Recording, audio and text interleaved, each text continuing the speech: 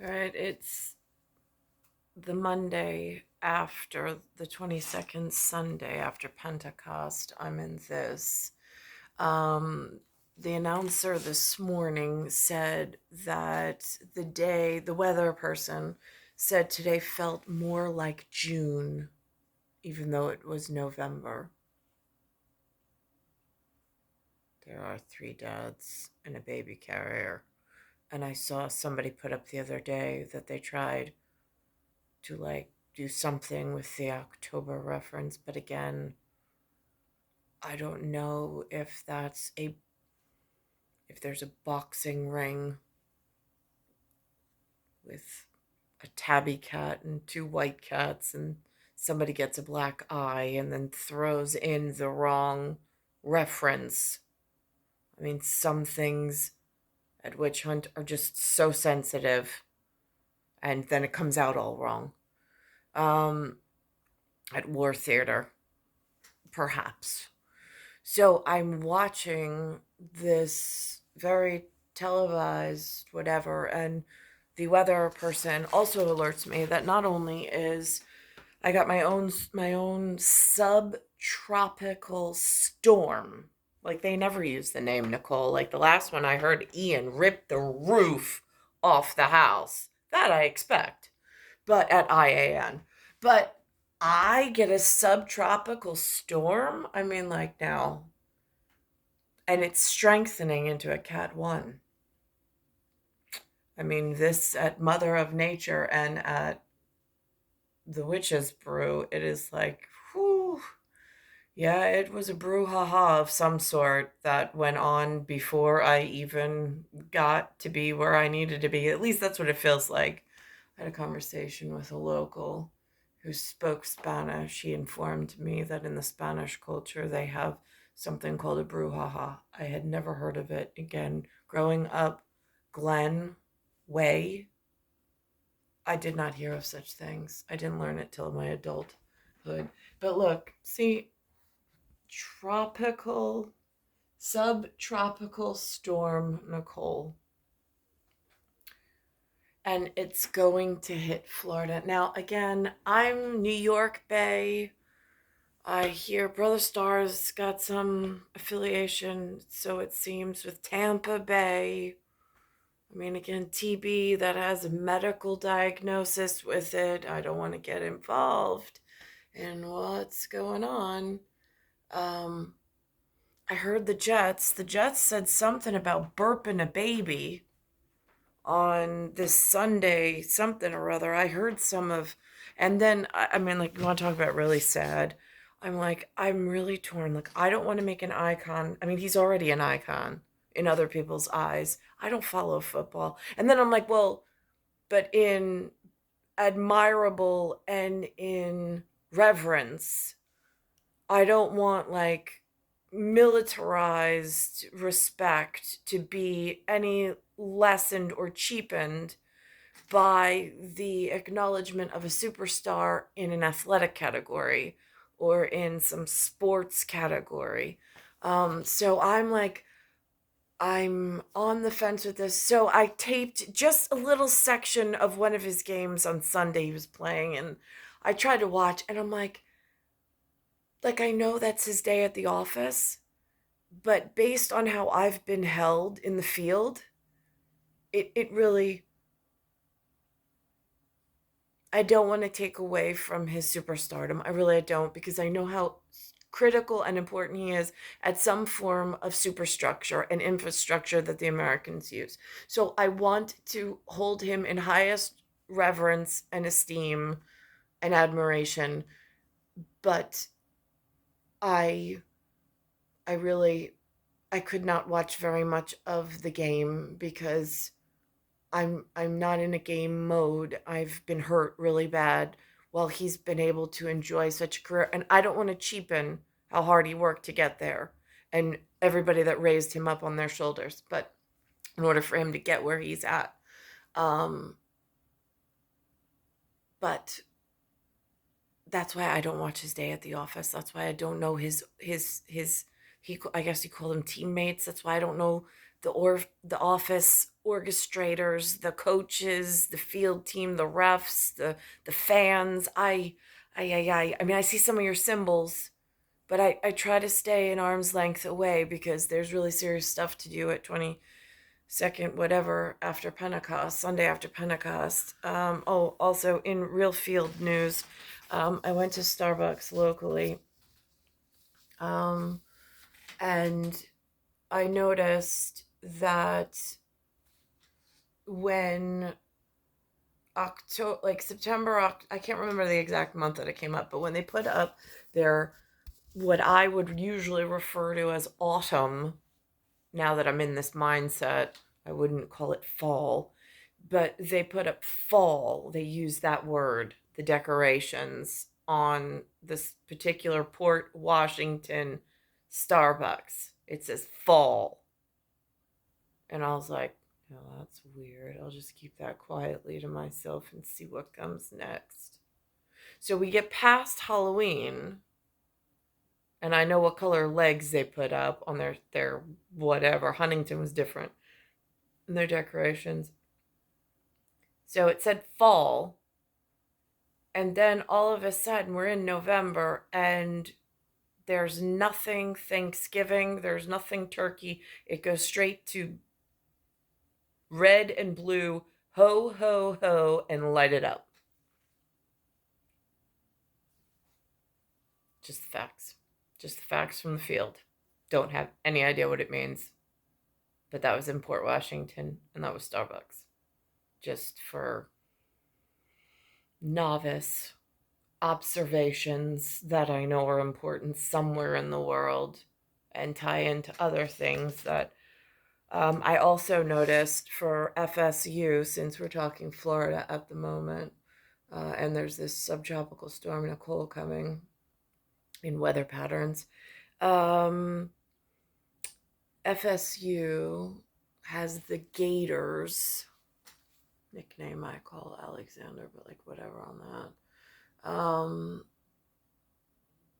And there was I have a older cousin. I mean, again, this was part of the West Virginia family that I have. That was my grandmother's family that she was born into. Dean DeFilippo, important names, important house names. And I noticed Tony DeCopel today is in Miami. I'm just saying, he's doing the movie star version of a different Dean that went to FSU. I mean, like if I do say so myself. So he's representing the family proud by being picked as a correspondent to go to Miami, in whatever that's about. I don't know, in backstory. I also heard they did a really nice job today of speaking about David Muir and how hard he works at the news desk. I didn't take journalism. I didn't take broadcasting. I took a communications class, but not the professionals at the level that the college. I did more field medic, and health training for others, whatever I do. And so I noticed that they gave recognition. Other anchors or other news desk people were just saying how hard David Muir works, which I thought was nice of them recognizing him for his the hard work he does behind, like the work that goes in behind the show. I don't get lost in the minutia of what they bring forth as far as public service announcements. I don't get lost in that. I, again, am really carefully surveying what's going on. I also noticed in big news that in New York, that was the focal point where Bill Clinton, he made a comment about the Subway and Billy clubs being handed out for Kathy Hochul. I was like, now that's interesting. Since Georgia's got two black eyes, it's what's on the televised section in other family news. So there's that on our side of the pond with how is this local, regional, long distance telephone carrier behaving? So the international callers, the marathon, by the way, marathon news. I broke down the ghost spell of marathon. Merat un or hun, and it's 1793 oil on canvas. They had a reference of Royal Museum of Fine Arts in Belgium. For that one, there's something that went on with maybe French, then they said Turkish. I don't know. So I don't know if that's one of the things where they didn't put up turkeys in Starbucks. They just skipped straight over to ho ho ho and light it up. I'm not clear. But it is noteworthy considering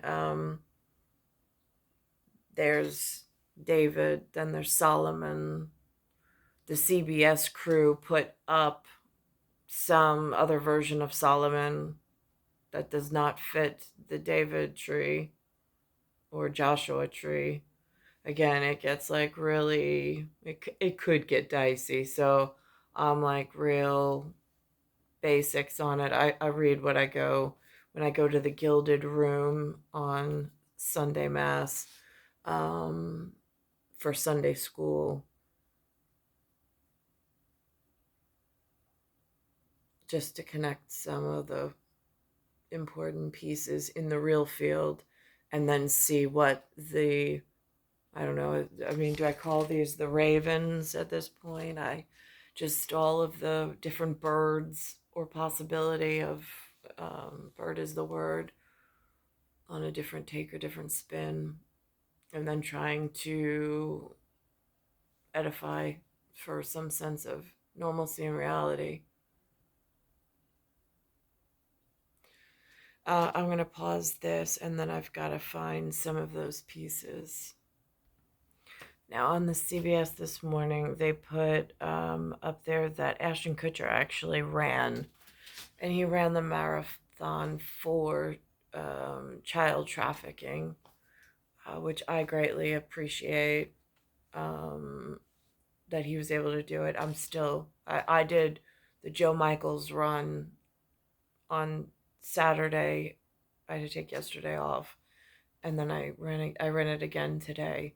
I'm not in that health paradigm where I'm in a different headspace.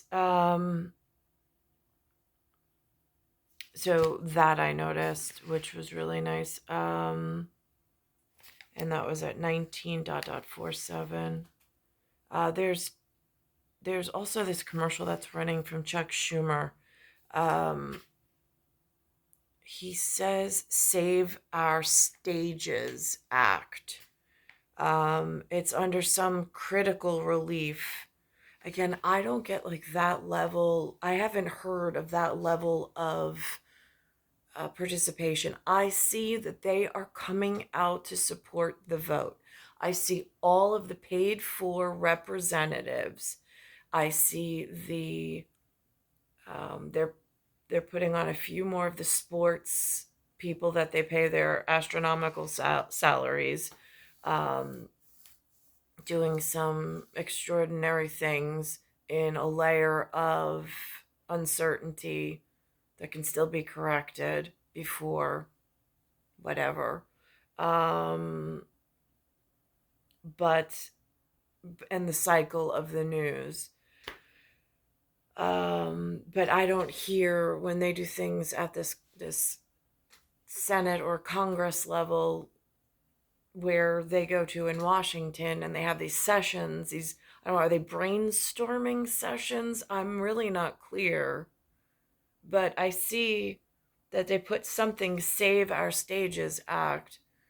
I don't know if that our stages of progress? Is that, because again, I looked and I watched that Progressive commercial again, my favorite one, where it's the very pensive dad behind the book signing.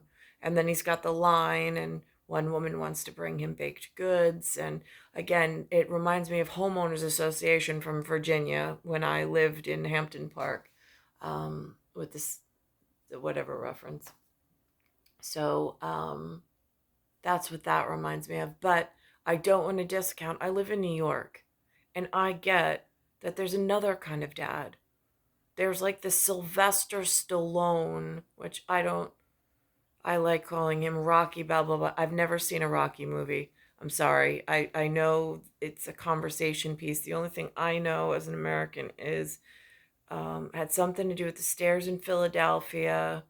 And I mean, again, it goes back to Joshua Tree because it's Bell and it's BOA, it's Bank of America. I mean, and it's The Rock. I got rock, paper, scissors work to do. I mean, it's just like, how do I give credit and credence? But then there's this like, and Rocky Balboa, like his character is very like the trumpets bossy, like White House bossy. Like there's, I mean, I saw they showed his flash the other day, and I was like, oh, that's where that bossy term comes from. Well, it makes sense in New York, coming from New York. I mean, whatever. Um, so that was interesting. Because then I mean, like, Mike Pence actually has a way of being named after him, Pensive, which I think is very fitting. But then there's this bossy title or name that was given, and Trump put him in his administration. They showed him the other day, and I was like, well, that's what a boss is. Now that's interesting. Or bossy anyway. I was like, I'll just stay in my pensive state of mind at the moment and just analyze what is going on and what are they trying to say back and forth between the two dads, that whatever. Here's the commercial. It's CBS mornings. It was Monday, and it was E221 is what this one was on. That sound means the show's about to start. But when COVID hit, we weren't sure we'd ever be back. 1,400 music venues and theaters across our state on the verge of closing. I hear them. I get 3 men and a baby in their carrier that has very specific needs above and beyond their own children of the residents of the state of New York at any and all times. I get that may raise some concerns around somebody else's kitchen table. I kind of feel that's where this commercial somehow may have stemmed from. Then Chuck Schumer created the Save Our Stages program, keeping us alive while protecting 98,000 New York jobs. I'm Chuck Schumer. Shh, it's starting. And I approve this message because in New York, the show must go on. Right, that 1998 reference. Thank you, Chuck Schumer. And here's Tony DeColpo looking very FSU Dean-ish in his Florida's political rivalry from Miami. DeSantis, for his part, allies of his texted with our Bob Costa after that comment in Pennsylvania from Donald Trump and said he is undeterred. They're still advising the governor here in Florida to go for it. And I have to say, guys, if you think I'm crazy to talk about 2024 when the votes have not even been cast in 2022, I'll leave you with some simple math.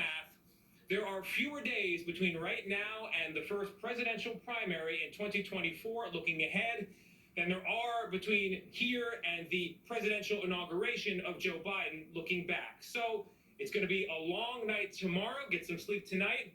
But it's going to be a short 2 years from where we're standing to 2024. He's spot on. He's spot on. Tony also justifying why he wants to go hang out in the sunshine of Florida. I'm digging the look, Tony. Looks good, man. Open collar. The look does look very good, little windy for me.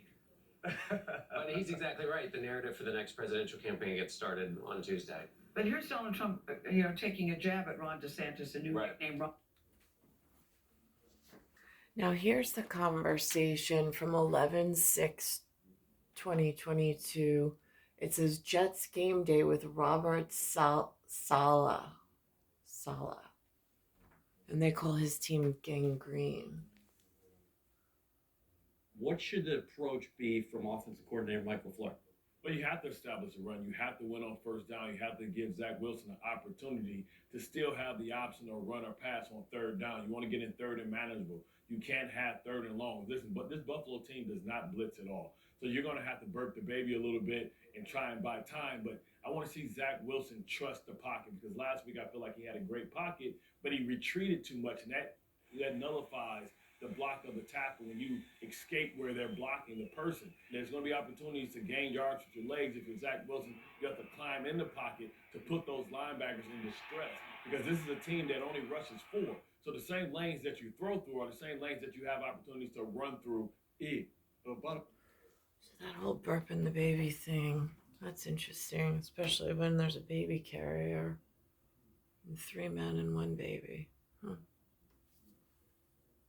Now, CBS Saturday morning at 10 a.m., they had a piece on, I can't quite figure out, I mean, if I sat long enough and drew a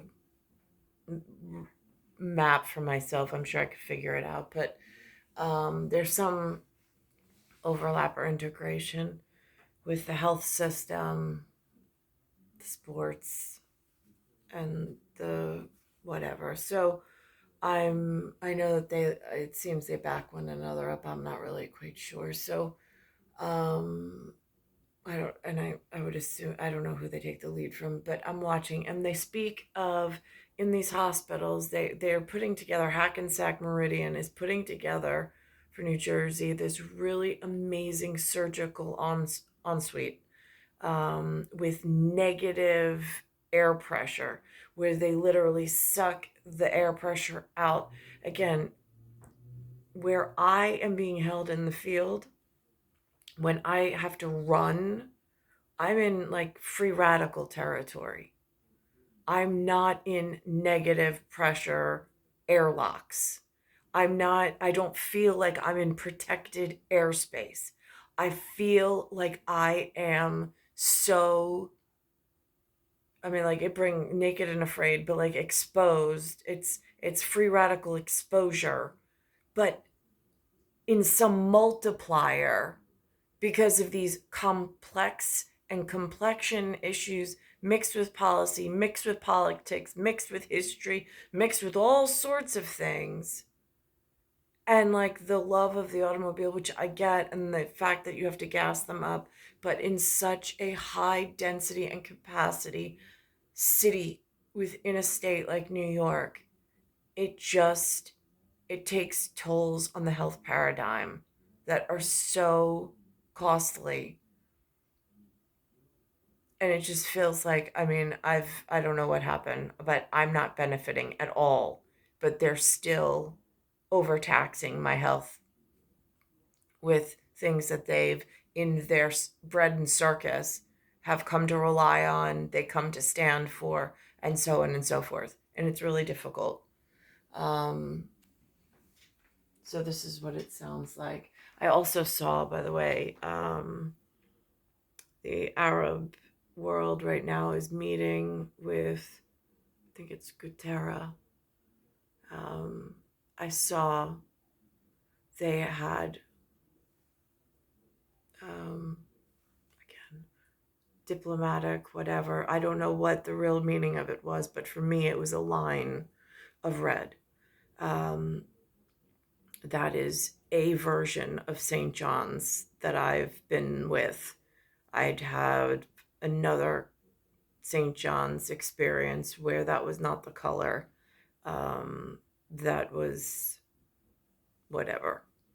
At different time frames, different groups that I've been amongst in the field. At what's being called the smartest hospital in New Jersey. The transformation happened at Hackensack University Medical Center. CBS 2's Vanessa Murdoch takes us on a tour. Walking into the new Helena Thora Pavilion might feel like walking into the lobby of a fancy hotel, but this is no hotel. I get it. For those in the field like myself, in free radical territory, where the biochemistry, the exhaust off the combustible engine, the breathing biochemistry, the rate of exchange, there's on a molecular level, there is so much that goes on. And this looks like a gift from God. And I get that. And I am grateful that the health system is there. But then when I need it, for it not to come through and fix what I need to fix, that's where there's an even bigger problem. Oh, it's a hospital, a smart one. In every sense of the word, for its technological capabilities and because it's the first hospital in the nation that has been built during the COVID era. Lessons learned from COVID are embedded in the build. During the course of the pandemic, we realized that negative pressure was essential. Negative pressure pulls potentially contaminated air out of the building. During COVID, Hackensack University Medical Center popped out windows, replaced them with plywood. Cut a hole and then put what's called a HEPA filter. Here, all it. So again, like I know these things. I mean, I don't know the level of facility that people on that play these large professional sports. I don't get to go into their training facilities, but I'm not sure if they're airlocked into something that reduces the harmful levels of free radicals and free radiation.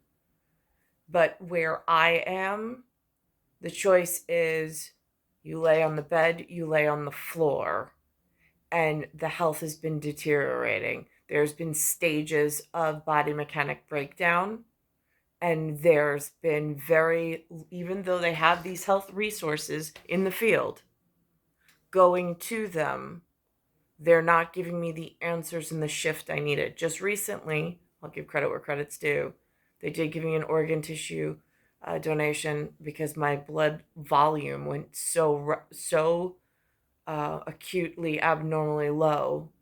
So it was a life-sustaining measure. And they returned me back to a chance that I could recuperate, along with iron infusions for oxygen carrying portion of the albumin or the plasma or the blood. But there's like all of this that's been going on.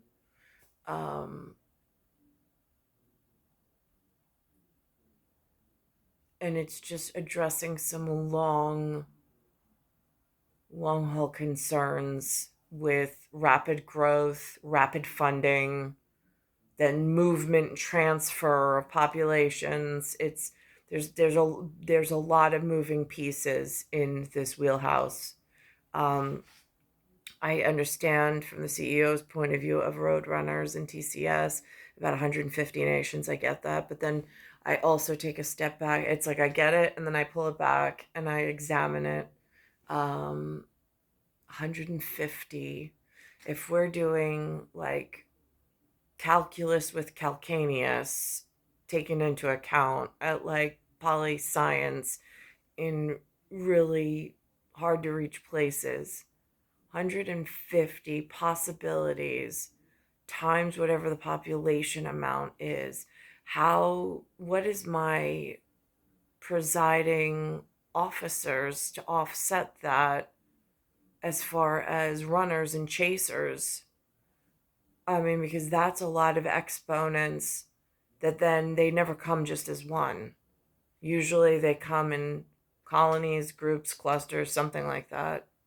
So then that conversation, I mean, again, if national security is like the utmost concern, these are conversations I have nobody to have this with. I mean, like, there's nobody on the street to talk about this with. And Lou's always like, you sound so fearful. Yeah, I am. It's star 1978, star 8378, Nicole Cattaruzza. It's Earth, solar system, Milky Way universe, galaxy is broken, and it's Bayside Station, Bayside, New York, 11361.